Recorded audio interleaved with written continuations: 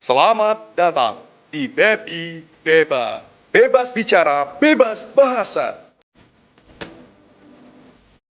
Bismillah. Assalamualaikum warahmatullahi wabarakatuh. Waalaikumsalam. Alhamdulillah, wasyukurillah kita bisa berkumpul kembali pada malam ini dan salawat dan salam untuk Nabi besar kita Muhammad SAW.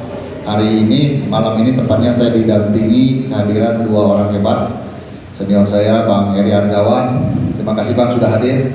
Ya, kemudian mitra saya Kang Asep ini yang banyak menginspirasi untuk orang-orang komunitas. Selamat datang Kang. Terima kasih dan selamat datang juga kepada semua tamu sahabat Baby Beba. Beri aplaus untuk kita semua malam ini. Selamat datang di sahabat di acara Baby Beba, bebas bicara, bebas bahasa. Langsung saja segmen pertama ini saya mulai. Di sini ada Kang Asep dan juga ada Bang Eri Argawan. Siapa duluan? Saya tanya senior dulu lah. Saya tanya senior dulu. Baik, mungkin Bang Eri saya terbiasa manggil beliau ini Mamang gitu ya, karena sering ngomong Mamang berdua gitu. Jadi saya ini manggil Bang Eri. Sehat Bang ya? Bisa dipakaikan Bang? Alhamdulillah sehat. Saat ini kegiatan apa Bang yang sedang dilakukan, ada kesibukan apa dari secara pribadi dan secara instansi? Baik, Assalamualaikum warahmatullahi wabarakatuh. Kita bicara kemana nih? Ke Taman Budaya atau komunitas? Nanti bahasanya Abang yang bicara komunitas nanti dari Kang Asep. Ya. Taman Budaya selaku wadah dari kreativitas para komunitas. Baik, kalau gitu. Puji syukur kita panjatkan kehadirat Allah bahwasanya Taman Budaya saat ini baru habis hajatan besar gitu. Ada dua kegiatan besar yaitu temu karya kabupaten kota dan pameran seni rupa yang melibatkan teman-teman dari komunitas dari kabupaten kota, seluruh provinsi, seluruh kabupaten kota di provinsi Jambi gitu. Dan yang akan datang gitu, kami masih mempunyai beberapa agenda juga. Di antaranya gelar seni dan festival etnik Jambi. Di bulan berapa itu? Di bulan November ini. Bulan November. Ya, di akhir bulan November ini ada dua kegiatan. Terus gelar seni maupun eksperimen. Ada eksperimen teater dari Teater Bangga. Ya. Nanti itu di awal Desember. 2024. Oh, di awal 2000 ini, di awal Desember. Iya, di awal Desember. Makanya kegiatan kita untuk 2024 ini ya kita upayakan habis di pertengahan Desember. Karena itu terkait dengan administrasi, pelaporan dan segala hal. Jadi masih ada beberapa kegiatan yang jelas gelar seni, eksperimen dan Jambi etnik. Juga kita dalam waktu dekat tanggal 24 kita kedatangan Mister dari Belanda itu. Oh, Erasmus Swiss. Erasmus. Iya. Mr. Bob ya? Iya. Mr. Bob ya. Ada ini musik jazz. Musik jazz ya. Ini luar biasa. Muda datang bukti ya. Gratiskah itu Bang? Gratis. Luar biasa. Umum. Jadi kelasnya internasional, musiknya jazz, gratis pula. Gratis. Persembahan Taman Budaya Jambi ini kerjasama. Luar biasa, aplaus dulu lah. Kita dapat musik jazz ini gratis. Luar biasa. Difasilitasi oleh Taman Budaya. Ya. Erasmus dan ada teman kita di sini yang menjembatani lah. Salah satu komunitas juga event organizer. Saya kira itu sementara ya, kita bisa berdialog nantinya. Lebih asik kayaknya kita interaktif lah. Ya, nanti interaktif Bang. Tapi ini biar audiens kita kenal dulu yang di depannya siapa dan membawa nama siapa gitu kan. Nah, Pak Eri Argawan ini adalah Kepala Taman Budaya Jambi. Ya, sebuah institusi yang mewadahi kreativitas dari seluruh seniman dan budayawan, bebas main ke sana. Di kepemimpinan beliau ini sekarang Taman Budaya itu lacak pasar malam, raminya siang malam rami sekarang ini. Ya, alhamdulillah. Alhamdulillah. Ya, karena kita memang membuka ruang. Membuka ruang. Ya. Bukan pelaku seni saja bang ya, UMKM juga ya. UMKM. Tuh Pak Nurul, Ya. Mbak Firna. Jadi di Taman Budaya itu bukan cuma boleh bawa lukisan atau nyanyi. Kalau dulu mungkin begitu, kesannya Taman Budaya eksklusif. Iya. Tapi sekarang udah kita buka ruang untuk kawan-kawan ekraf juga bisa Nah, itu. bisa berekspresi di sana, Iya. bisa berkolaborasi dengan kawan-kawan seniman. Luar biasa, sekarang Taman Budaya lebih membuka diri kepada generasi muda saya lihat saat ini. Jadi kalau dulu tuh Pak Nurul, kalau ada lukisan bakso, itu lukisan pempek, Mbak Firna. Kalau sekarang bakso sama pempeknya nian bisa hadir di sana. Gitu. Kalau dulu hanya lukisan gitu ya, nyanyi gitu. Nah terima kasih Bang Eri. Saya bergeser sebentar Pak ke Kang Asep. Nah Kang Asep ini mohon perkenalkan diri dulu Kang Asep. Terserah membawa institusi mana, tapi yang jelas malam ini datangnya dari komunitas gitu ya. Tapi berasal dari mana juga nggak apa-apa. Iya. Baik, terima kasih Coach Rahmadi ya, Bang Rahmadi. Selamat malam untuk rekan-rekan sekalian. Saya Asep, biasa dipanggil Kang Asep. Saya ini kalau sehari-hari kami satu institusi dengan Bang Eri. Bang Eri ya. Kami di bidang kebudayaan juga sama. Dan kebetulan saya di bagian yang memang menangani tentang sumber daya manusia, kemudian kelembagaan dan peranata di kebudayaan. Jadi memang secara tugas itu juga saya banget gitu Bang, karena saya senang berkomunitas, senang bergaul, dan saya membawahi bagian yang memang menangani tersebut gitu. Cuma memang kalau di kantor kan memang lebih kedinasan. Jadi saya kalau misalnya mau memuaskan diri ya berarti saya harus keluar ketemu dengan komunitas. Kemudian kalau bicara komunitas, saya sekarang sebetulnya lebih aktifnya di komunitas motor Pak. Motor. Saya di komunitas Vespa, skuter. Oke. Ya, Ada singkatannya apa? SC apa? Namanya kalau kami namanya KPSJ, Komunitas Pecinta Skuter Jambi. Pecinta Pak. Pecinta ya. Iya Pak. Pecinta Pak. Pecinta skuter Jambi. Iya. So artinya baik yang punya skuter ataupun cuma antusias saja gitu. Oh berarti saya boleh masuk? Boleh Pak. Ya. Karena saya nggak punya skuter. Tapi karena saya pencinta boleh gabung. Iya. Kemudian saya juga aktif di komunitas yang namanya Dwi Panada. Komunitas Dwi Panada, komunitas yang bergerak di dalam arsiparis atau pengarsipan musik populer Indonesia. Kemudian selain Dwi Panada juga kami berkolaborasi dengan satu komunitas lain namanya Jajan Akhir Pekan. JAP. Ya, berkolaborasi dengan JAP. Nah, di situ muncullah yang namanya bakul jamu, Bang. Yang disalah tanggal Iya. oleh Pak Nurul tadi. Iya. Yang katanya saya, Bang, buka tenan di mana, Bang? Jamunya saset apa botol Bang gitu ya. Iya. Tadi Mas Agung juga gitu nanya. Saya bilang tergantung harga, Bang. Ya. Kira-kira gitu Bang, nanti kita ini. Iya, makasih ya. Ya, Pak. makasih. Aplaus dulu dong untuk orang kedua yang hebat di tempat saya ini. Jadi memang kisah bakul jamu itu dari tahun 2021 saya kenal itu namanya itu di Taman Sri Oh iya, di Sri Taman Sudewi. Anggrek ya. Iya, Anggrek. Udah menarik. Saya tanya waktu itu sama si Rido.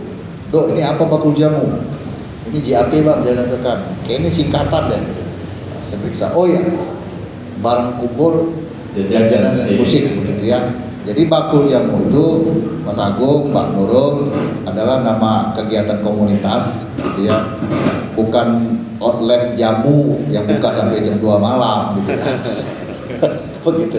Nah, saya lihat kemarin di TBJ ada Ada JAP Bang? Iya, kami kebetulan kemarin meminta space sama Bang Eri kan. Karena Bang Eri ada space, kemudian kami Bang kira-kira kami bisa tidak untuk ikut meramaikan kegiatan pameran seni rupa dan temu karya tersebut. Rupanya kami diberi kesempatan di dua segmen. Yang pertama karena Bakul Jamu kan ada dua, musik musik dan di UKM-nya, di jajanannya, di kulineran gitu Bang. Nah sehingga pada saat pembukaan Dwi Panarjana tampil di setting depan. Kemudian hari berikutnya kami ngisi panggung untuk grup-grup band yang memang asli Jambi yang memang asli Jambi, dan di JAP-nya dia 3 hari berturut-turut itu memang buka terus. Itu stand kuliner. Iya, stand kuliner. Di sayap kanan tuh ya. Di sayap kanan ya, di gazebo. Ya. Ini terima kasih kita sebenarnya. Oh iya. Itu makasih Bang. Iya, itu bukan cuma nilai kegiatan tapi nilai pahalanya banyak juga Bang. Karena udah membahagiakan orang nih Kang Asep, ya kan? Gitu. Bagiannya, makasih Bang Eri. Nah, Bang Eri terkait dengan Taman Budaya Jambi sendiri yang saat ini Bang Eri sebagai komandan, begitu kan? Kami boleh diberitahu ada fasilitas apa saja yang ada di Taman Budaya itu Bang? Karena itu kan kompleks, cukup luas itu kan. Nah, kadang-kadang begini Bang, anak-anak muda itu kalau dia tidak terkait sanggar langsung, bukan pemain pelukis misalnya atau penari gitu kan, kadang kan mereka tidak tahu tuh sanggar Taman Budaya itu ada apa saja begitu kan. Nah malam ini coba kita dengar dari yang punya gitu kan Bang. Nah kita dengar dulu kira-kira ada fasilitas apa saja yang bisa dimanfaatkan oleh anak muda atau publik, kira-kira apa saja yang boleh dipaparkan Bang Eri? Serius ini ya? Ya, nanti kan Taman Budaya itu kalau soal fasilitas ada 2 tempat ya, ada 2 saya silakan yang buka kunci dan tidak buka kunci. Asik. Ya, ada 2 saya silakan di situ. Teman-teman bisa saja ya, teman-teman bisa saja, dan pokoknya belakangan inilah mungkin semakin banyak terutama komunitas-komunitas yang berasal dari sekolah gitu yang memanfaatkan Taman Budaya itu ya, seperti ketika latihan mau menghadapi apa namanya lomba yang menari itu ya, menari. Atau yang apa ya mau ujian kelas misalnya. Sekarang fokus mereka sudah ke Taman Budaya, alhamdulillah, dan kawan-kawan apa ya pelaku lah ya, pelaku seni genre dari masing-masing genre itu dia juga punya ini apa ya, punya selain aktivitas dia juga punya produktivitas dan juga dari sisi finansial gitu. Ya kawan-kawan orang yang minta ajarkan kelompok-kelompok yang bisa ajarkan itu mereka dibayar oleh kelompok-kelompok sekolah maupun komunitas-komunitas yang berasal dari luar itu. Nah, buka kunci dan buka kunci tadi saya silakan begini, kalau mereka kalau ada ruangan yang dipakai, mereka harus memang izin ya. Ada surat resmi dari komunitas, dari institusi apa yang namanya. Kalau memang berasal dari institusi mungkin surat dari institusinya gitu. Komunitas mana gitu kan. Nah kalau buka kunci itu biasanya agak susah karena apa? Kita membagi waktunya. Itu wilayah administrasi Taman Budaya gitu. Karena di dalam yang buka kunci tadi saya istilahkan itu sudah ada rutinitas yang ada jadwal yang terjadwal persis, yang sudah terjadwal. Jadi kalau memang surat masuk kita harus menyesuaikan jadwal yang sudah ada. Dan jadwal itu saya lihat penuh sekali yang rutinitas yang setiap hari dia punya aktivitas, punya rutinitas gitu. Dan apa ya mereka inilah yang punya rutinitas dan aktivitas inilah yang membantu pergerakan gitu. Ya, pergerakan ramai tidaknya taman budaya itu ya kawan-kawan ini. Iya. Oleh kawan-kawan yang punya aktivitas itu gitu. Taman budaya sendiri kan nggak ada. Taman budaya nggak punya sangga. Iya. Taman budaya sekarang lebih ke fasilitator. Ya. Kalau sebelum-sebelumnya mungkin sekitar 5 tahun belakangan masih operator ya gitu. Jadi taman budaya ada produk, ada apa gitu. Nah sekarang taman budaya nggak ada. Yang memproduk itu memang stakeholdernya, teman-teman dari komunitas ini gitu. Ya. Dan taman budaya hanya menjembatani antara pelaku dan apresiannya. Nah, taman budaya sebagai fasilitator yang menjembatani ini Ya. antara karya, pelaku dan apresiannya gitu. Baik. Saya kira itu. Oke, ini luar biasa karena banyak kawan-kawan yang juga datang ke sini itu Bang Eri, saya tanya gitu ya, kegiatan di mana? Kami di Taman Budaya gitu. Jadi kadang-kadang penuh jadwal gitu kan. Akhirnya coba minta ke sini ke Tempua kan masih cukup lapang nih jadwal gitu. Saya wah luar biasa sekarang jadwal-jadwal yang ada di Taman Budaya atau gitu kan. Nah, artinya kan rekan-rekan sahabat DBW bahwasanya Taman Budaya sendiri sudah menciptakan gitu kan peluang-peluang dan ruang-ruang kreatif itu sendiri sudah ada. Ya. Tinggal lagi kita bisa menangkap atau tidak. Kita yang di luar ini, adik-adik yang generasi muda bisa memanfaatkan atau tidak begitu. Nah, salah satu komunitas yang jeli memanfaatkan itu ada saya lihat di Panada, ada di JAP dengan bakul jamunya gitu. Waktu pembukaan kemarin itu kumpul seni pameran temu karya dan pameran seni rupa seluruh kabupaten kota tanggal 1 sampai tanggal 5 Bang ya. Tanggal 1 sampai tanggal 5 dan alhamdulillah saya juga hadir dalam pembukaan itu. Nah, itu di Panada hadir Kang Asep ya di pintu masuk kalau nggak saya salah tuh. Iya, hadir. Ya. Menghibur pakai alunan musik Piringan hitam lama dan musik-musik jadul. 90 ke belakang, 90 ke sini. Dan itu asik. Nah, dan dulu pernah tampil juga di Tempua. Oh iya. Kan dulu workshop ya. Ya, ada workshop. Ini menarik karena ibaratnya kawin tuh Bang.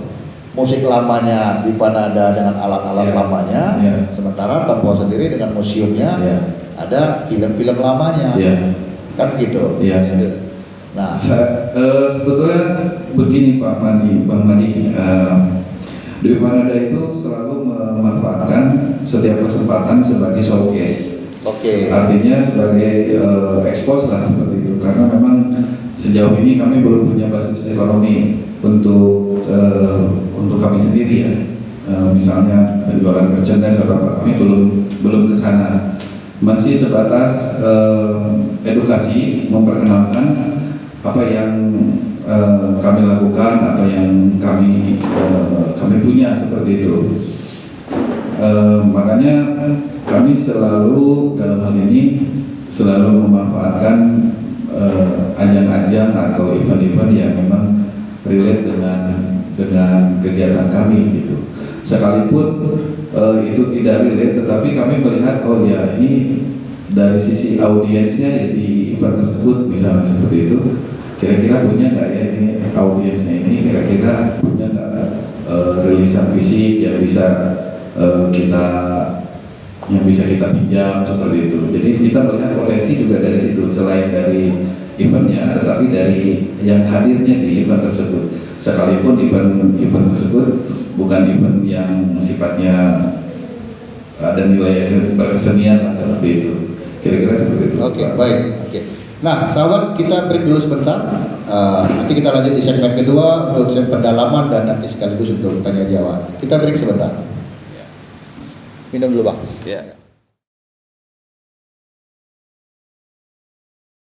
Oke, baik, selamat datang. Kita lanjut di segmen kedua di BB Beba. Nah, rekan-rekan sekalian, sekedar lintas pandang, selain pandang.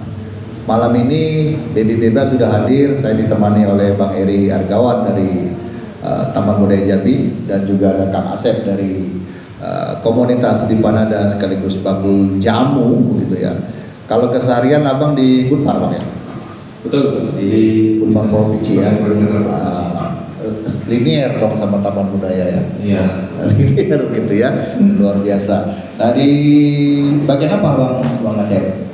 Saya di seksi pembinaan sumber daya manusia dan kelembagaan kebudayaan. Oh gitu. Ya, ya. Wah, ini relate sekali. Bidang pengembangan nilai budaya ya. PNDS ya. Bidangnya PNDS. Bidangnya PNDS. Baik, wah, relate sekali dong. Iya, seperti itu. Ya, jadi passionnya tertumpah ya, Iya. gitu ya. Iya. Baik. Nah, jadi kegiatan BB Beba ini, kawan-kawan, sahabat BB Beba belum tahu mungkin. BB Beba sendiri hadir setiap Jumat. Bang Eri, BB Beba ini hadir sejak Juni 2021, Bang. Sudah hadir sejak Juni 2021. Lalu karena personil kita sendiri banyak waktu itu yang cabutan, maksudnya berangkat, akhirnya kita sempat vakum. 2022 kita sempat mulai lagi sekitar 4 bulan lalu stop lagi. Dan tahun ini kita sudah aktif kembali gitu Kang Asep. Mudah-mudahan dengan dukungan Kang Asep, Bang Eri gitu ya, kita jalan terus dan kawan-kawan semua di depan. Nah, balik lagi ini. Di depan kita ini Bang, ada anak-anak muda. Mereka ini dari salah satu sekolah perhotelan dan pelayaran kapal pesiar yang kebetulan alhamdulillah juga saya salah satu instruktur di situ. Begitu. Malam ini mereka datang begitu kan.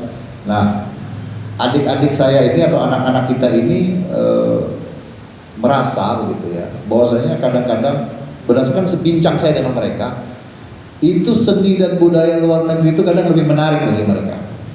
Nah, contoh saya seni Korea saat ini, seni Jepang. Itu Bang Eri ya. Kita lihat di mall-mall tuh itu bagaimana dandanan mereka itu kejepangan, ke Koreaan begitu kan. Nah, sebetulnya kan ini merupakan celah-celah kreatif sebetulnya ya. Hanya saja kalau kita yang pelaku di Jambi sah-sah saja dari sisi kreativitas begitu. Nah, kalau misalnya Bang Eri dari sisi komunitas pelaku kreatifnya sendiri dan salah satu pembina di salah satu sanggar gitu Bang ya. Kegiatan mereka menari tarian-tarian luar negeri begitu gitu. Apakah ada saran atau harapan dari Bang Eri sendiri sebagai salah satu pembina komunitas begitu kan terhadap serbuan budaya asing ini kira-kira apa sebaiknya dan tanggapan Bang Eri kira-kira apa nih begitu. Sebetulnya sisinya kreatif begitu ya. Tapi sebetulnya mungkin bisa kita arahkan ke bidang lain supaya daya tarik negeri sendiri ini muncul. Tanggapan Bang Eri selaku senior kami apa Bang? Ya, ini dia. Ini pertanyaan sering datang memang dari milenial. Ya, milenial ya. Ya, anak-anak yang milenial. Gitu. Sebenarnya budaya luar itu memang cukup menarik gitu. Ya. Tapi setidak-tidaknya kita tidak bisa menerima sepenuhnya gitu. Karena apa ya, ada nilai-nilai yang memang betul-betul tidak cocok dengan ketimuran kita, nilai-nilai kita. Jadi kalau menurut saya itu sah-sah saja, silakan saja anak muda berkreativitas dan menerima budaya kekinian yang dari Korea. Tapi setidak-tidaknya sarannya memang harus difilter dulu. Ada filter Bang ya? Iya, filternya kenapa? Saya sendiri sudah berbuat untuk memfilter kawannya. Anak-anak muda yang sekarang saya bina sekitar 300-an itu. Alhamdulillah. Ya, 300-an anak yang di Sanggar Sekintang Dayo. Sekintang Dayo. Ya, itu Filternya ya dengan itu tadi, dengan bagaimana kita memfilter dia dengan tradisi, nilai-nilai lokal, Menemukan kita, kecintaan. gitu ya. Ya. Terus bagaimana tanggung jawab moral dia terhadap apa ya, seni-seni yang berasal dari daerah dia sendiri, Ya. gitu. Makanya karya-karya yang saya buat, yang muncul dari karya-karya saya itu memang tidak terlepas dari tradisi khususnya Jambi, karena itu bagian dari tanggung jawab moral saya untuk membesarkan daerah saya lah dulu, yang jelas gitu. Ya. Makanya anak-anak yang ada di sana, ya insya Allah mereka sudah terfilter gitu. Dengan kekinian juga bagaimana kita bisa menghadirkan tradisi yang dahulu ke zaman sekarang itu hingga disukai, hingga digemari oleh anak muda. Salah satu jalan saya pikir. Kalau budaya luar boleh-boleh saja. Pasti ada terus ya. Serbuannya pasti selalu masuk. Karena kesenian ataupun budaya itu hidup, dikatakan hidup tuh dia hadir di setiap zamannya. Ya. Itu yang nggak bisa kita pungkiri gitu.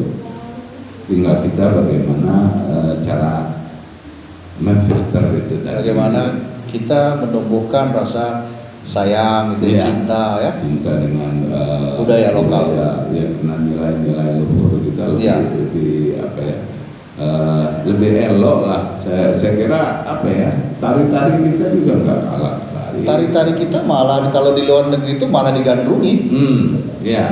Etnik gitu. Ya, kalau orang luar negeri itu justru bukan melihat bagus, Ya. bagaimana dia bisa menari, bagaimana dia apa ya, istilahnya tuh unik. Nah, jadi keunikan itu yang lebih menarik buat mereka, bukan bagusnya gitu. Ya, tapi keunikannya. Keunikannya. Nah, Saya kira tapi anak-anak muda kita saat ini yang saya perhatikan dari beberapa kali saya berdialog dengan mereka, keunikan budaya atau tarian luar negeri itu malah mereka tertarik gitu ya. Nah, karena mungkin cara mengemas, Ya. cara mengemas atau serbuan dari gampangnya sekarang Media internet sosial. ya, media sosial begitu kan. Ya. Nah itu, jadi saya ada berdialog dengan mereka. Terakhir saya diskusi dengan mereka itu saya tanya pada saat habis training begitu ya, ada nggak kepingin kerja di Indonesia? Rata-rata tuh ada yang kepinginnya kerja di Thailand tuh bang, di Singapura, di Malaysia. Pattaya pula. Wah di Pattaya, saya bilang jangan sampai kamu berangkat ketahuan jenis kelamin pulang nggak jelas nih. Iya. Nggak tahu itu. Jamunya beli sama saya aja. Ya, ini contohnya. Nah, kalau dari Kang Asep sendiri menyikapi serbuan budaya luar yang digandrungi anak-anak muda ini, nah Kang Asep kan ini pelaku komunitas seni budaya juga. Nah, kira-kira tanggapannya bagaimana dan harapannya bagaimana, Kang? Saya kalau di motor budaya lalu lintas bang. Iya. Budaya tertib maksudnya. Suatu ketika pasti akan kembali lagi bang. Kita membuktikan bahwasanya di musik pun juga seperti itu. Iya. Bahwasanya apa yang kami lakukan dalam pendataan atau pengarsipan koleksi-koleksi musik ataupun yang abang lakukan sekarang di sini nih, Iya. sebagai museum bioskop nih Papua ya, museum bioskop. Kemudian juga dari mungkin pendataan di bidang kesenian itu ada yang bercatatan haki atau kemudian juga didaftarkan sebagai warisan budaya tak benda gitu. Iya. Nah justru itu akan kembali ke akarnya Pak. Mungkin bisa jadi sekarang ini mereka akan menggandrungi Oke. nilai-nilai atau bukan nilai ya, tetapi tren. Saya rasa kalau nilai itu lebih kepada apa ya, lebih kepada cara hidup gitu. Mudah-mudahan dan saya yakin kawan-kawan atau anak muda Jambi itu tidak seperti yang di luar sana ya dalam bergaya hidup. Tetapi kalau tren misalnya fashion, musik atau apapun, silakan mereka mengikuti. Tapi pada suatu saat mereka pasti akan kembali lagi Pak. Abang Kang Asep yakin itu? Saya yakin Pak. Yakin. Karena sekarang kalau di musik juga penggandrung yang musik Indonesia itu malah kawan-kawan atau anak muda sekarang lebih menggandrungi musik Indonesia, lebih menghargai. Yang saya perhatikan kalau di depan ada itu, selain kami setelah melakukan pengarsipan musik itu kan, banyak yang penasaran, banyak juga yang, oh iya rupanya saya dulu punya nih bang, entah itu kaset pita ataupun piringan hitam gitu kan. Akhirnya kami berdiskusi di situ, dan oh iya ya, setelah kami ceritakan, ada yang tahu mungkin latar belakangnya ini dulu kenapa nih. Seperti itu. Dan akhirnya mereka menyukai. Ya, saya sih tidak skeptis ya dengan budaya luar gitu kan. Tapi percaya bahwa nanti ini akan kembali lagi ke rootnya gitu. Baik. Mike ini. Baik. Aman. Coba kecilkan sedikit ya, atau apa nih kan, atau karena terlalu dekat. Baik, untuk masalah anak-anak muda sendiri saat ini, Kang Asep, seperti Kang Asep bilang, mereka akan kembali, insya Allah itu harapan kita ya, harapan kita. Ya, artinya yang paling penting mungkin penerapan ya, penanaman nilai-nilai luhur individu, kecintaan kepada tanah air, budaya, itu yang mungkin harus diterapkan dulu ke generasi muda ini. Kalau mereka mengakar, tren apapun yang terjadi ya sebatas tren, artinya mereka akan kembali lagi begitu kan. Nah, tapi sebetulnya kan kalau kita sendiri tidak mampu mengemas, ya kita kurang mampu mengemas, dan ini kita harus jujur gitu, kadang-kadang orang-orang kita sendiri kurang mampu mengemas begitu ya, ketertarikan anak muda. Kita yang tua-tua ini, mohon maaf Bang Eri gitu, Kang Asep, kadang-kadang masih pada pakem lama. Begini loh cara kami yang melakukan biasa, begini loh. Sementara zaman sudah berubah, serbuan informasi dan tren itu dari luar datang begitu kan. Nah, maksud saya, kiat-kiat apa kira-kira kalau dari Kang Asep supaya muncul nih ruang-ruang kreatif di mana mereka bisa melakukan eksebisi, bisa melakukan lomba ataupun pelatihan ataupun kontes gitu ya, yang bisa menarik minat generasi muda ataupun halayak umum. Kira-kira apa yang bisa kita lakukan? Mungkin mengawinkan unsur tren dan budaya tadi, begitu. Ya,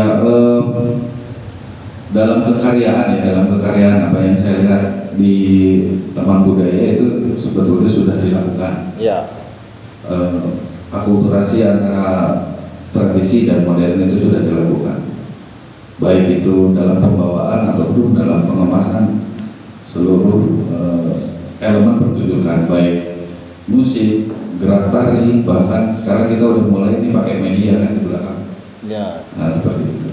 Saya pikir itu juga salah satu ini yang baik ya, yang dilakukan oleh khususnya oleh Taman Budaya, dan kami pun secara institusi karena kebetulan di Disbudpar juga sudah mulai melaksanakan seperti itu.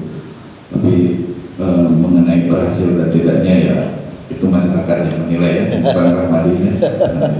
Itu selalu jadi perbincangan kan di sini ya. Perbincangannya kan konstruktif ya. Iya. Iya. Enggak, artinya kita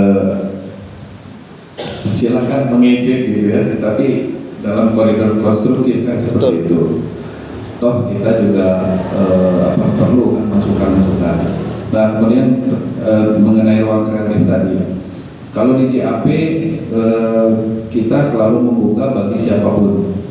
Kita membuka bagi siapapun, tetapi di dalam JAP sendiri kita ada tim yang memang mengkurasi siapa yang mau ikut di dalam setiap kali pelaksanaan jajan akhir pekan. Makanya dalam setiap pelaksanaan jajan akhir pekan itu tenannya atau si UKM-nya itu berbeda-beda, Mbak Nurul.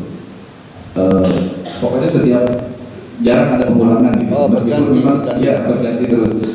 Seperti yang terjadi kemarin di temu karya Kabupaten Kota di Taman Budaya, itu kami mengkurasi sekitar 40 UKM, yang dipilih hanya 7. Nah, salah satu kriterianya adalah aktif di media sosial, karena tujuan daripada JAP itu selain kita memasarkan produknya sendiri, dia juga harus punya konten-konten yang memang aktif di media sosial, khususnya Instagram, Mbak, atau mas-mas kalian.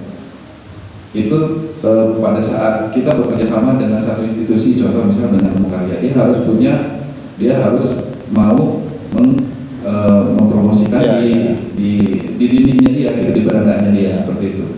Sehingga nanti secara beruntun itu promosi di media sosialnya bisa dilaksanakan oleh setiap tenan sendiri. Ya meskipun memang tujuh karena kita terkait tempat ya ditemu di Temu Karya kemarin itu karena terkait tempat 7, tetapi Allah kita dari 7 tenan itu, dari 7 UKM itu, satu UKM-nya punya 300 follower misalnya. Nah, 7 kali udah 2100 nih informasi tentang JAP yang disampaikan atau JAP dalam Temu Karya di Taman Budaya yang telah tersampaikan kepada followersnya seperti itu. Oke. Jadi memang kita media sosial blasting juga dilaksanakan seperti itu, Pak. Baik itu di media sosialnya, Instagram sih terutama gitu. Baik oleh si personnya yang di situ ataupun oleh followernya sih. Oke. Ya, seperti itu. Artinya ada kurasi ya. Iya, ada kurasi. Sehingga dia tetap beda-beda tuh setiap JAP pelaksanaannya dari JAP 1 2017 sampai Ya. Jadi berganti terus. Jarang ketemu yang sama orangnya. Jarang ketemu yang sama, mungkin ada pengulangan lah, tapi biasanya setelah 2 atau 3 kali lewat dulu gitu kan, nah baru ketemu lagi semuanya. Bisa ketahuan kira-kira anggota dari JAP sendiri sekarang ini, Kang Asep? Sebetulnya JAP itu sebetulnya hanya sebuah komunitas, Bang. Ya. Anggotanya itu kurang lebih sekitar 10 atau 12 orang. Dan latar belakangnya beda-beda, ada yang memang kuliner, ada yang jualan tembakau, ada yang pemain musik gitu ya.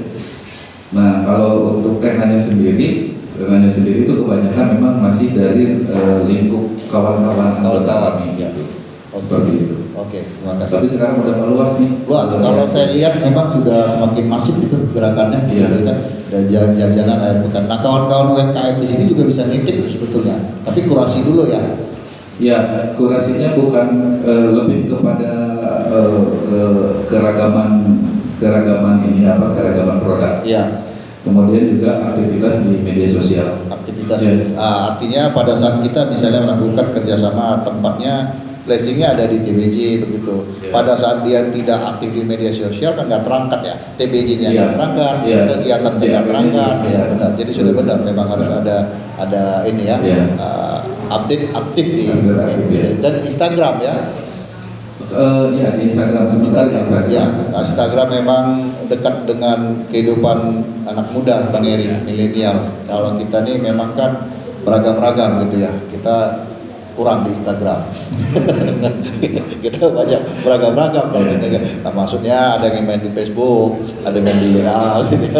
Kalau anak muda kan konsennya di IG. Banyak di IG begitu kan? Iya. Ya, baik. Nah, saya balik sebentar ke Bang Eri sebelum kita masuk ke sesi tanya jawab. Bang Eri sendiri dari Taman Budaya Jambi, juga beliau ini adalah pimpinan dari Sanggar Kintang Dayu yang karya-karyanya juga cukup fenomenal saya lihat di Jambi. Nah, kalau untuk Taman Budaya sendiri, Bang, itu misalnya gitu ya, kita ini ingin melakukan eksibisi IO, mau melakukan sebuah konser gitu ya, atau penampilan begitu kan. Kira-kira kami boleh dibagi kiat-kiat itu, Bang. Persyaratan apa saja kalau secara resminya yang harus kami lakukan? Kalau bicara apa tadi, pegang kunci, membuka kunci tadi ya. Kalau umum kan bebas saja nih. Tapi pada saat kita memang butuh ruangan yang khusus, kira-kira ada persyaratan khusus nggak yang harus kami lampirkan itu? Kira-kira bagaimana, Bang? Ya,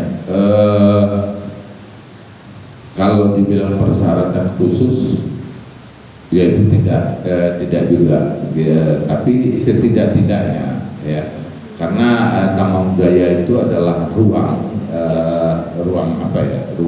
pengembangan, ruang perlindungan, gitu ya, ruang pemanfaatan serta pembinaan untuk kebudayaan, gitu.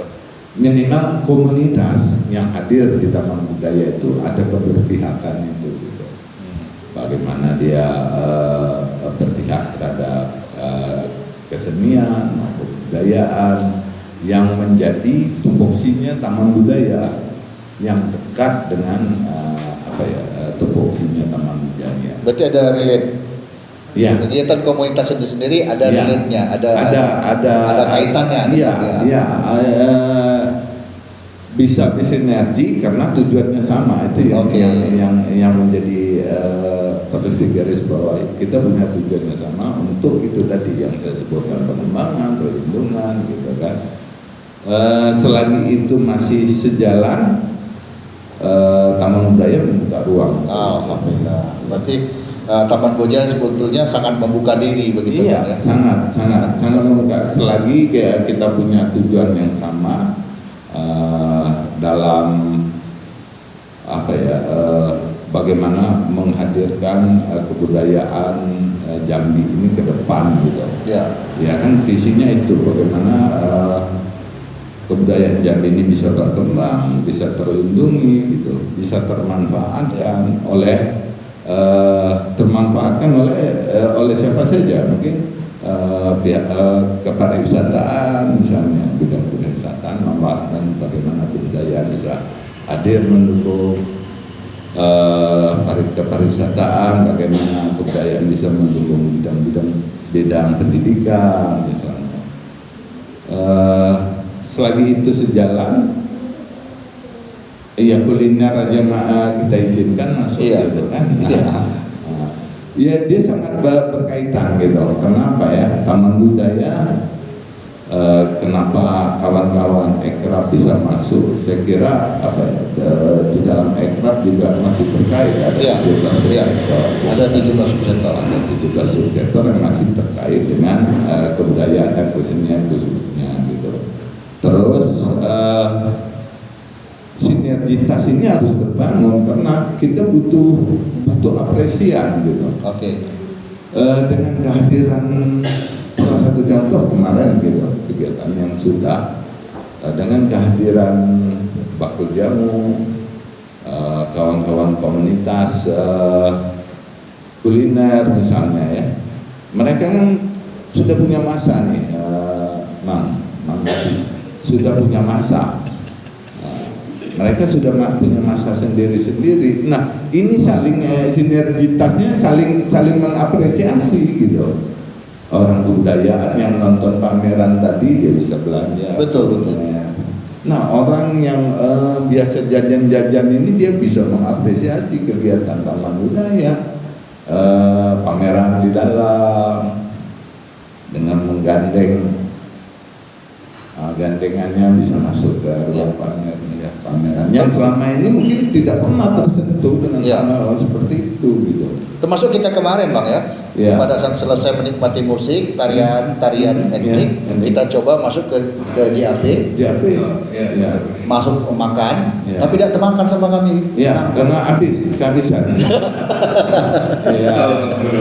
Gitu. Kan saling mengapresiasi Bapak Ibu sekalian, maksudnya seperti itu. JAP sendiri juga ya mohon maaf lah, jam 9 itu sudah habis semua gitu. Coba luar biasanya gitu. Luar biasa kemarin itu diapresiasi orang-orang kebudayaan yang tadinya nonton pertunjukan, nonton pameran, dia bisa jajan. Jadi kami agak kecewa terus Kang Asep. Ya, jadi begitu kita tanya, ini kenapa cepat habis? Memang ditargetkan jam 8 kalau bisa udah habis. Ada kadis dalam sebenarnya. Iya, jadi Pak Kadis, gitu, para tokoh budaya, ada Bang Eri saya gitu. Yang kebagian kopi tak ada, makan habis Bang Dani. Wah, luar biasa dari sinergitas antara Taman Budaya kemarin dengan Bok Jamu ini gitu ya. Jadi saya senyum dengar Nurul tadi bicara. Lalu jamunya instan apa botol gitu ya tadi. Luar biasa. Baik, kita break dulu untuk di sesi ketiga tanya jawab dari rekan-rekan sekalian. Kami break sebentar. Sampai ketemu lagi.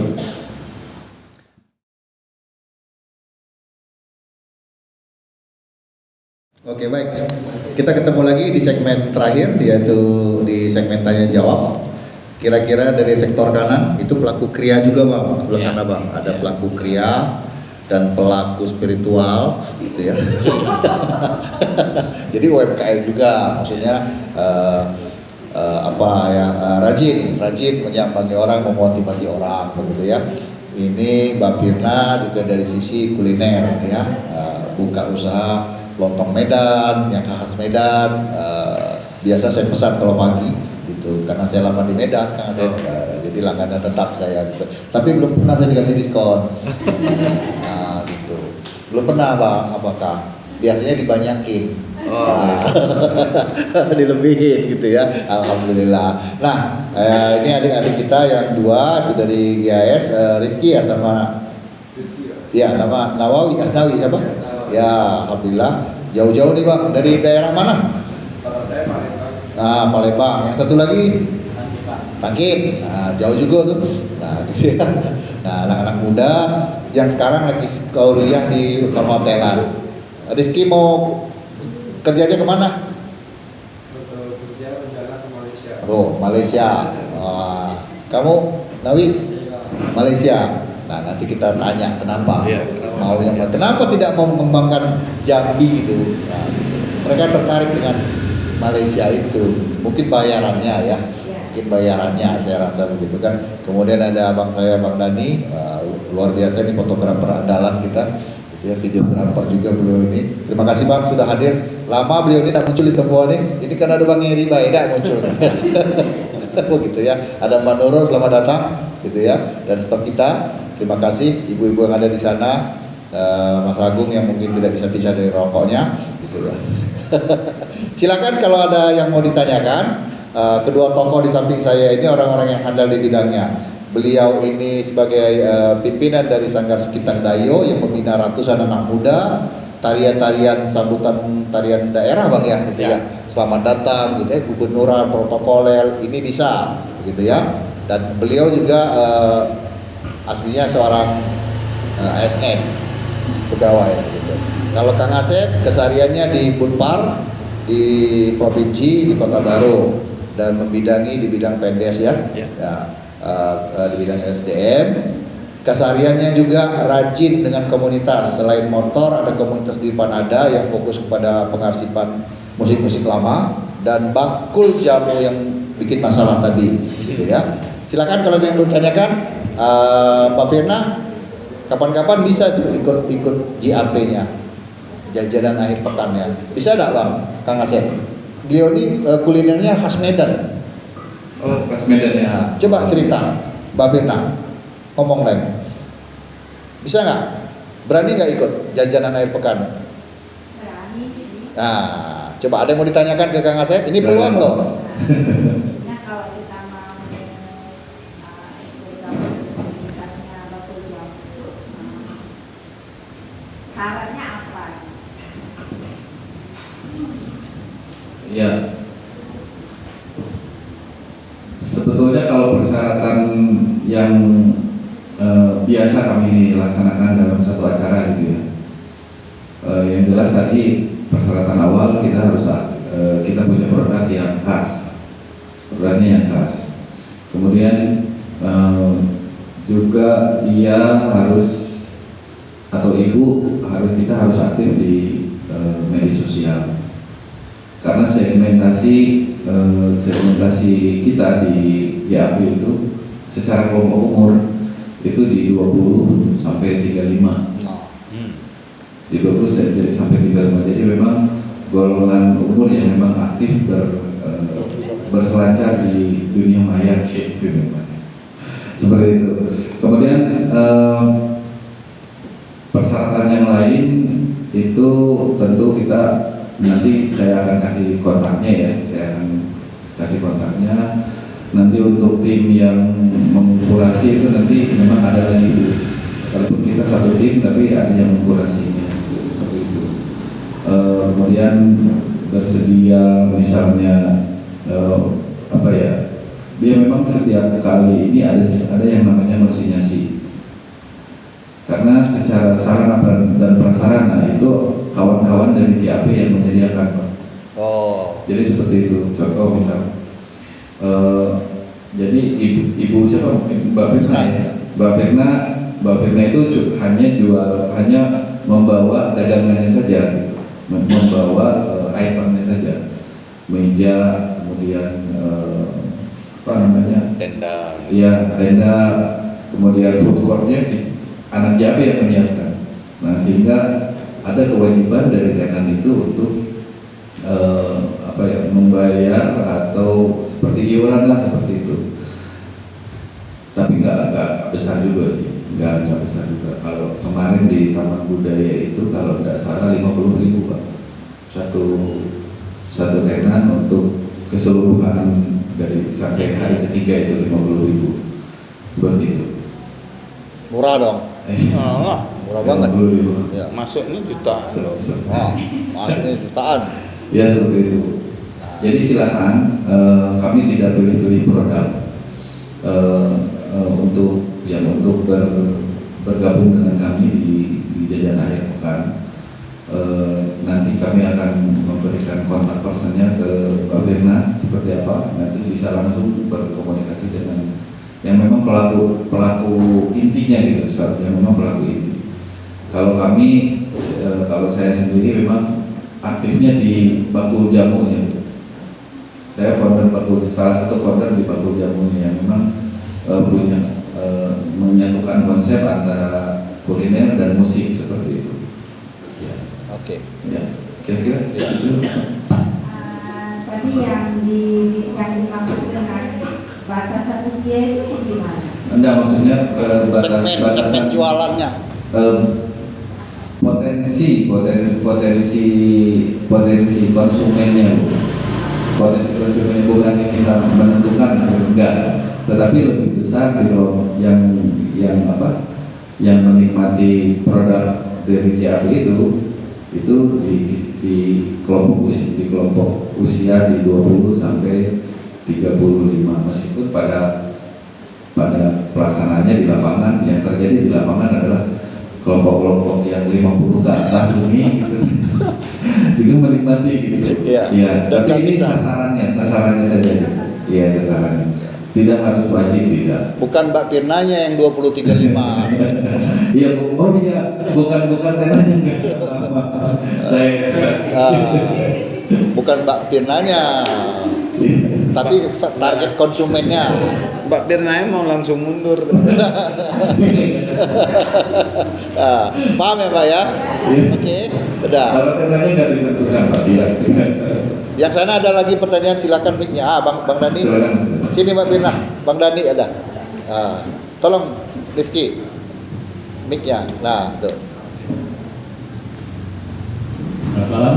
Malam. Perkenalkan, nama saya Dani. Saya dari komunitas Setara Warna. Gini, ada dua hal yang ingin saya sampaikan gitu.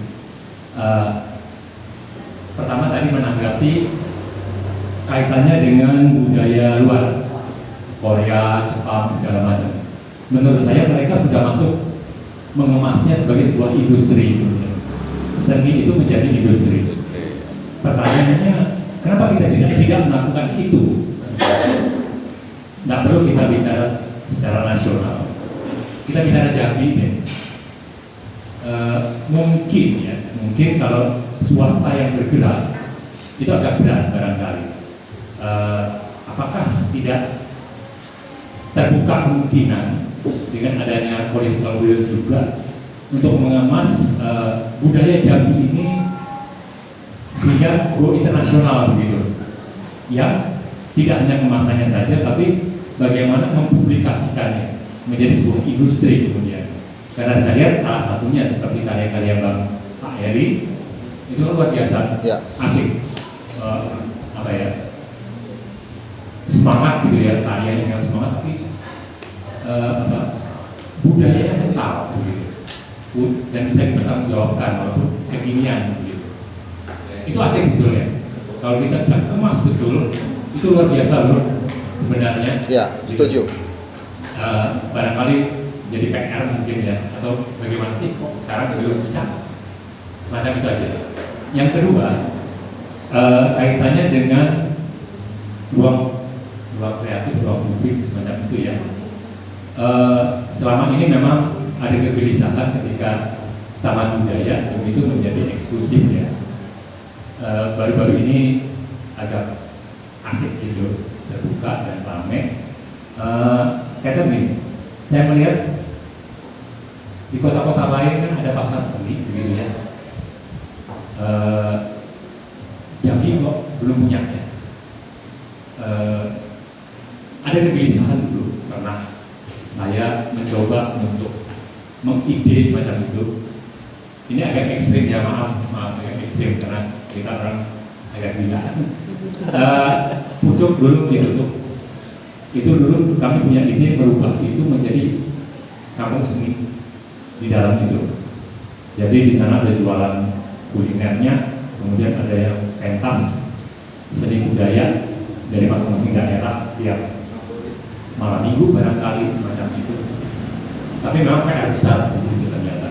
Ada yang jualan lukisan semacam itu dulu, tapi ya tidak sederhana. Ya. Kemudian kami punya ide tempat lain, tapi itu pun butuh kekuatan yang luar biasa.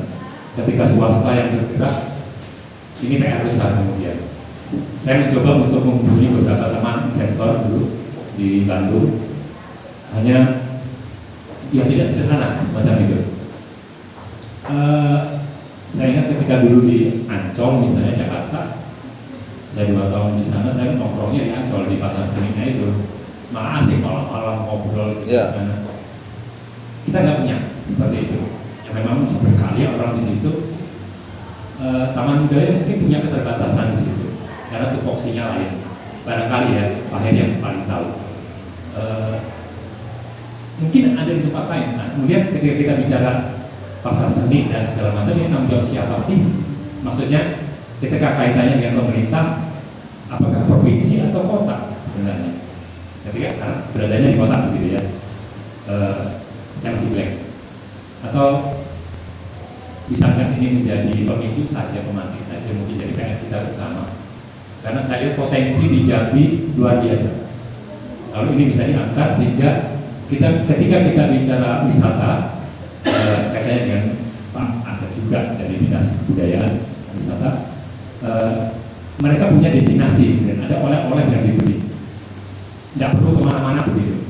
Kalau di Borobudur mungkin galerinya banyak gitu ya, galeri lukis segala macam, mereka bisa keliling. Di Jambi menjadi PR besar karena para senimannya mungkin masuk gang macam itu ya, mereka masih jadi PR ketika bikin galeri sendiri macam itu. Tapua sudah mulai, tapi nggak tahu gimana ke depannya. Mampu nggak kemudian dan mungkin bisa bersinergi nantinya. Semacam itu sih, 2 hal itu yang menjadi saya pikir kegelisahan saya. Oke. Terima kasih. Terima kasih. Wah, ini agak berat. Jadi ini bukan pertanyaan. Ini pernyataan dan ungkapan kegelisahan dari seorang seniman, pengamat dan pelaku begitu. Mungkin ada yang mau ditanggapi dari Bang Eri, dari kegelisahan Bang Dhani? Iya, kegelisahannya Bang Dhani ini juga mungkin itu harapan, ya enggak? Harapan kita semua.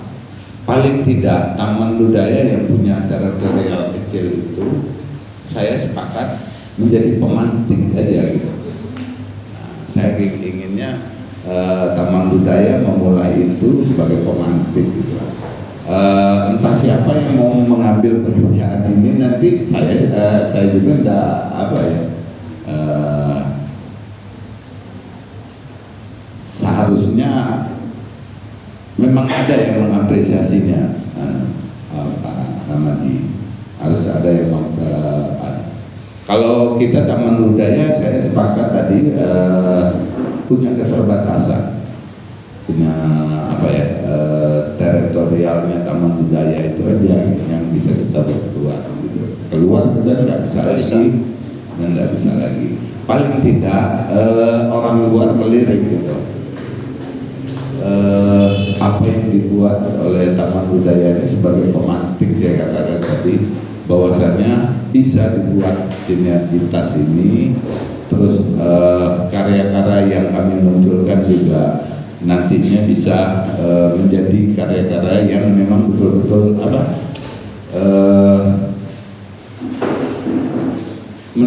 menjadi apa, produk inilah, produk ekonomi yang bisa menghasilkan ekonomi kreatif gitu, produksi gitu, menjadi produk yang memang betul-betul bisa mampu bersaing keluar gitu. Taman Budaya sudah berupaya untuk itu gitu. Saya pikir apa yang dilakukan dalam pengolahan, misalnya dalam pengembangan keseniannya, tujuan akhirnya itu memang bisa menghasilkan produk. Dan kami juga kawan-kawan yang difasilitasi oleh Taman Budaya dalam gelar seni misalnya, kita sudah buat persyaratan. Salah satu persyaratan dia bisa ini apa yang dilakukan oleh Bakul Jamu tadi, minimal dia sudah punya apa, bisa mempromosikan kegiatan mereka sendiri gitu. Itu salah satu syarat nantinya. Yang kedua, dia bisa menghasilkan dari produk dia gitu. Kita kita silakan dia menjual tiket misalnya. Ini ada 3 hari kemarin pertunjukan anak-anak, dia jual tiket. Oh, boleh. Dia jual tiket dan kita fasilitasi. Karena tujuan akhir dari kita yaitu tadi, komunitas juga harus tetap hidup gitu, kesenian juga harus tetap lestari. Nah, jadi kita tidak mikir apa ya, cuman produk aja. Ya, yang memproduk juga harus kita perhatikan. Betul.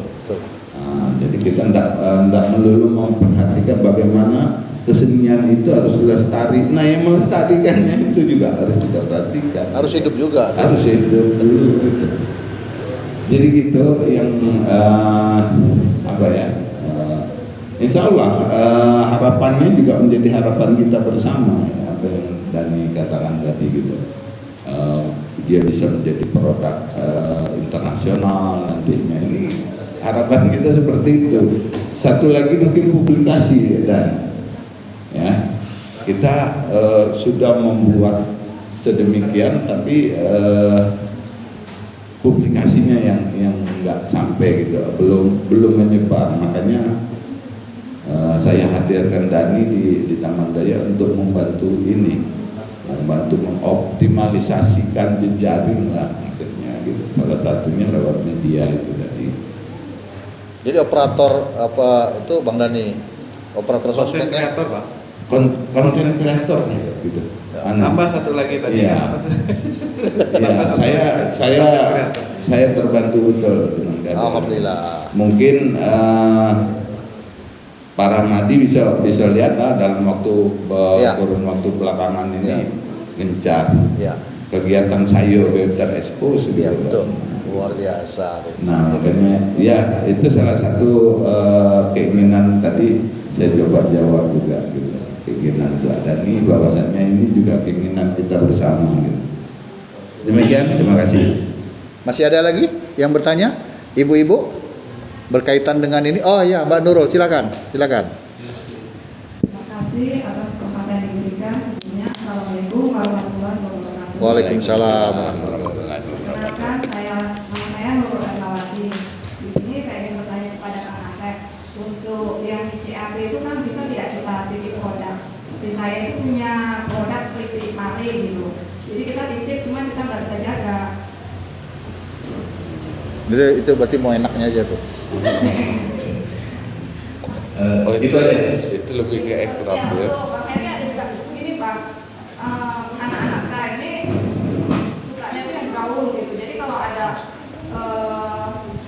oh ini gaul itu langsung cepat di situ. Jadi kok untuk yang budaya-budaya itu agak kurang. Jadi untuk membuat budaya ini menjadi gaul itu gimana? Terima kasih. Udah ya? Ini tuh. Mau enaknya aja. Iya, mau enaknya aja. Nah, yang bisa nanya kayak gitu cuma di BBB Pak.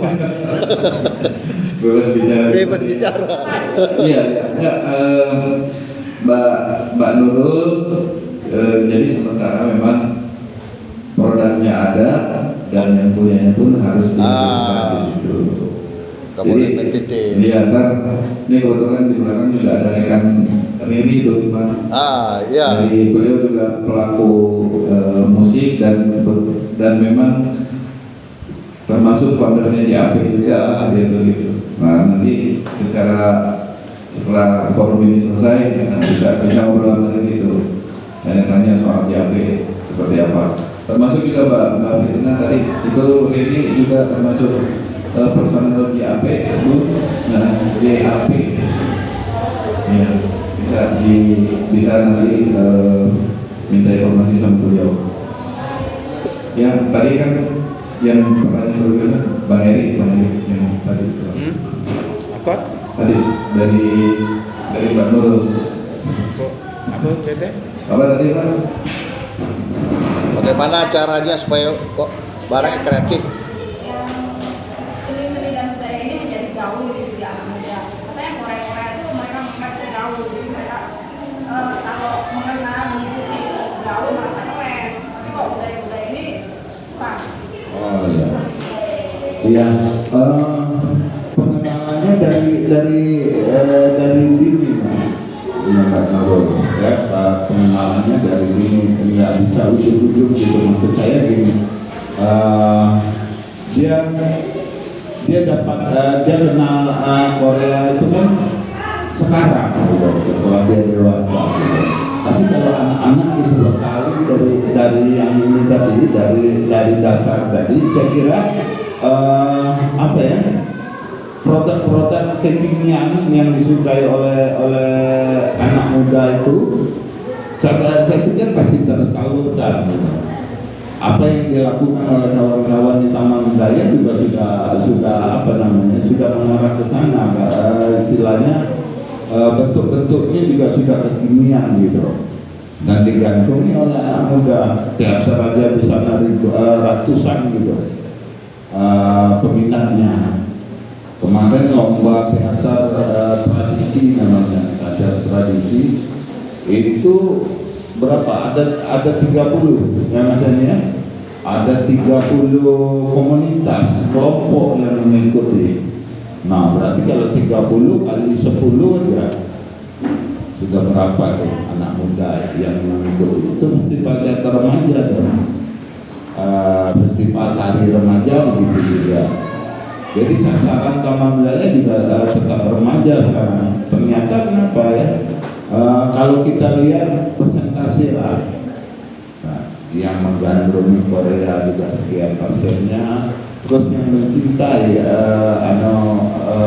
produk-produk tradisi yang kekinian juga lebih banyak juga persentasenya. Saya kira itu minimal mereka punya ruang tersendiri lah.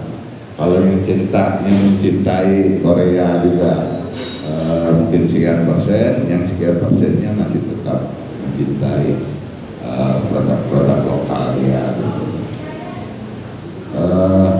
Tidak perlu khawatir lah, tidak perlu dikhawatirkan karena persentasenya juga, dan kita juga sudah mengantisipasi itu sedari dini. Makanya anak-anak sekarang juga kita kenalkan. Di Taman Budaya ada teater anak, ada tari anak, gitu. Untuk membekali itu gitu, supaya dia bisa memfilter. Tadi balik lagi dari awal gitu, dia mereka bisa memfilter budaya-budaya yang dari luar. Jadi tetap diterima, tapi dia tetap bisa membentengi diri. Ya itu yang ideal. Iya. Baik.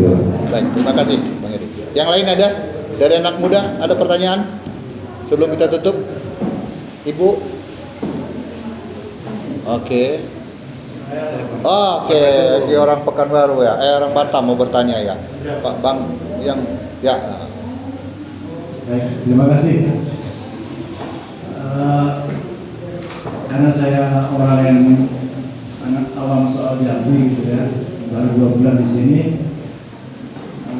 saya anggap saya sebagai outsider gitu. Saya melihatnya dari sisi itu, pandang sebagai orang luar melihat Jambi. Saya tadi sempat membayangkan kalau seandainya Batam itu atau Jambi dia posisinya sama seperti Batam, ada di gerbang langsung berbatasan dengan negara luar gitu ya. Tentu Batam akan Jambi pasti akan lebih hidup, akan lebih maju gitu, secara ekonomi maupun produk-produk budayanya gitu. Karena peristiwa semacam ini saya hampir jarang temui di Batam. Di sana itu ada taman budaya, nggak ada juga, ada memang komunitas-komunitas anak muda juga ada. Karena sekarang Batam sendiri juga lagi bingung menentukan brandnya gitu, sebagai kota apa gitu. Kalau sebelumnya mereka adalah Batam adalah kota industri manufaktur, yang karena setelah dihantam krisis beberapa kali, akhirnya coba mendesain ulang atau membuat desain agar Batam menjadi kota industri wisata. Memang kunjungan wisatawan sana banyak gitu, tapi karena di sana ada transit kan gitu, banyak kan juga wisata malam. Gitu. Oh, jadi wisata malam. Nggak ada pilihan di sana itu. Karena saya sendiri, setiap orang itu pasti ketika dia mengunjungi satu kota, setiap orang punya kebutuhan yang berbeda-beda. Ada yang dia kebutuhannya dia ketika dia tiba di satu kota, dia akan mencari sesuatu yang tidak ada di tempat dia. Karena mungkin kalau seandainya ada yang hobinya dia ke dunia malam, dari tempat prostitusi dan lain sebagainya, dan dia sukanya belanja ke mall, kayak gitu. Tapi ada juga mereka yang kebutuhan untuk mengenal budaya di satu daerah tersebut. Ya. Nah, saya bersyukur kan di sini sempat dibawa Mas Jani ke Taman Budaya kemarin melihat aktivitas di sana. Saya membayangkan, saya iri gitu.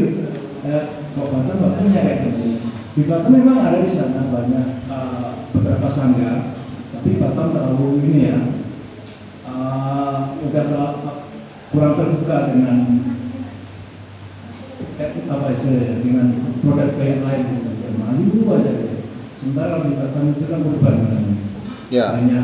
Banyak apa masyarakat dari suku lain gitu. Dan juga anak-anak muda yang punya kreativitas itu yang hasil dari kreasi yang diamati itu yang dia butuhkan, tapi nggak ada fasilitas yang memfasilitasi itu nggak. Saya lihat Jambi sini ada. Ya saya iri dengan Jambi. Saya lihat aktivitas taman budaya dan sebagainya. Ya karena saya punya kebutuhan yang berbeda dengan pelancong yang lain ya. Kalau makanya saya kebetulan ketemu Mas Jani ini saya sedih pertemuan dengan orang yang tepat. Mas, kalau mau nonton di sini bisa nonton pertunjukan di mana? Oh, bisa ada di taman budaya. Nanti agendanya dia kirim langsung gitu jadwal pertunjukannya kan bisa apa aja gitu. Saya juga sini baru dengar juga ternyata ada jajanan akhir pekan ya. Iya. Kalau di Batam juga kalau kuliner itu kan juga hidup di sana ya, karena memang kota industri ini begitu lama apa ya, perputaran uangnya itu cepat. Karena orang dengan gaji ya cukup lumayan di sana, jadi jajan itu nggak sayang ya. Kalau itu cuma itu aja jajanannya gitu. Nah saya sudah coba dibilang apa ya, melakukan observasi atau apa gitu ya, tentang Jambi gitu, baik secara geografis maupun demografisnya gitu. Kalau secara geografis saya tidak begitu paham selain dari Google Map gitu ya, jauh dari laut, jauh juga dari kota-kota yang lainnya gitu. Kalau dia disebut sebagai perlintasan, kami saya bilang kalau Jambi ini dia daerah transit dia, karena orang kalau mau ke Pekanbaru atau kemana dia lewat sini atau mau ke Sumatera Selatan gitu. Nah saya tidak begitu paham soal itu. Tapi saya membayangkan kalau seandainya Jambi adalah satu perlintasan gitu. Berarti Jambi punya potensi dalam hal ini, karena saya tahu bapak-bapak yang ada di sini kan yang juga mengabdi kan gitu di satu institusi di bagian ada juga pariwisata. Barangkali ini bisa jadi semacam kalau dikatakan masukan ya. Saya lebih kepada keresahan. Mas Jani tadi bukan kegelisahan, kalau saya keresahan saya pribadi gitu. Kalau orang melintas ke Jambi, dia masih dari mana gitu, dengan kebutuhan yang berbeda-beda. Kalau orang yang jarang lihat mall, tentu dia pengen ke mall ya gitu. Mana yang mall di Jambi? Kalau dia mau ke tempat hiburan, di mana tempat hiburan di Jambi kan? Kalau dia mau tahu tentang Jambi dari produk budayanya, saya juga sempat lihat ada museum Sikinjai ada komplit banget gitu Jambi itu. Tidak tahu saya apakah peminatnya juga banyak orang yang, apakah eventnya itu bertepatan dengan hari libur namanya. Saya kalau saya banyak teman-teman saya di Batam itu banyak kan orang Jambi juga banyak ya. Jadi kalau libur itu biasanya kalau lebaran itu pulang, ke kedua keluarganya. Tapi kalau dia bawa orang lain dari selain orang Jambi, itu dia ingin tahu hal-hal lain kan. Barangkali mungkin dalam hal ini baik itu taman budaya maupun dari pariwisata, apa ya? Riset kali ya. Kalau istilahnya bikin semacam apa kayak visioner gitu. Kalau di kami Batam itu dikenal dengan visioner untuk para turis gitu ya. Apa sih yang mereka minati? Ada yang minatnya itu ya seperti bermalam, ada yang di kampung-kampung ada juga mereka ada. Jadi nanti mereka, jadi kan pemerintah itu punya semacam Guidance. kayak gitu. Oh nanti kalau untuk pasarnya ini kalau turis yang suka seperti ini di mana harus bikin, kapan diagendakan masalah itu ada pas hari orang itu libur ya barangkali itu salah satu pengamatan saya sebagai destinasi pemasaran. saya kira itu aja. Baik, terima kasih Mas Agung.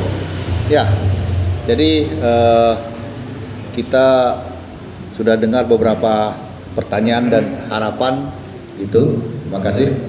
Nah, itu mungkin bisa disampaikan kepada Pak Kantis, ya, Kang Asep, supaya mungkin bagian destinasi dan kebudayaan mungkin bisa menindaklanjuti.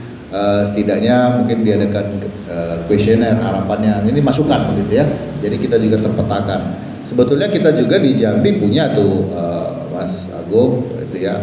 Untuk city tour kita juga ada dengan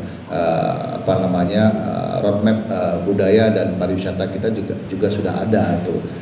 Mungkin nanti lebih dieksplor saja Mas Agung. Ada arah kita mau kemana, wisata ini mau kemana, wisata ini kesana mau kemana gitu. Mas Agung sadar nggak bahwasanya Mas Agung sedang berdiri di lokasi satu-satunya museum bioskop terlengkap di Asia Tenggara. Saya Baru tahu malam ini. Itu. Nah, enggak, Anda tidak sendiri. Yang dua itu juga belum masuk, tahu tapi belum masuk. Gitu. Nah, itu. Jadi kita punya museum.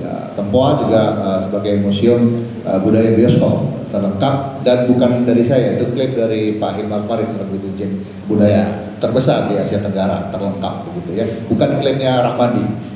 Karena Rahmadi di Tempoa, lalu Rahmadi ngaku ke bukan Kang, itu Pak Hilmar Farid sendiri waktu beliau di sini di tahun 2018 beliau di sini.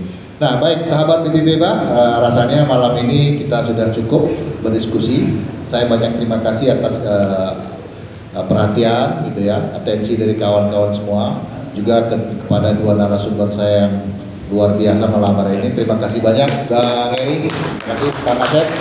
Kurang lebih kami mohon maaf. Di edisi BB Beba Jumat malam ini tanggal 10 November bertepatan dengan Hari Pahlawan 2023, saya Rahmadi dan rekan-rekan kru panitia BB Beba mengucapkan banyak terima kasih sekali lagi Kang Eri, Kang Eri ya, Kang Asep dan semuanya. Mudah-mudahan di next Jumat depan kita masih bisa ketemu lagi dengan topik yang beragam lagi dan insya Allah bisa lebih hidup dalam bertanya jawab. Billahi taufiq wal hidayah. Assalamualaikum warahmatullahi wabarakatuh. Salam sejahtera.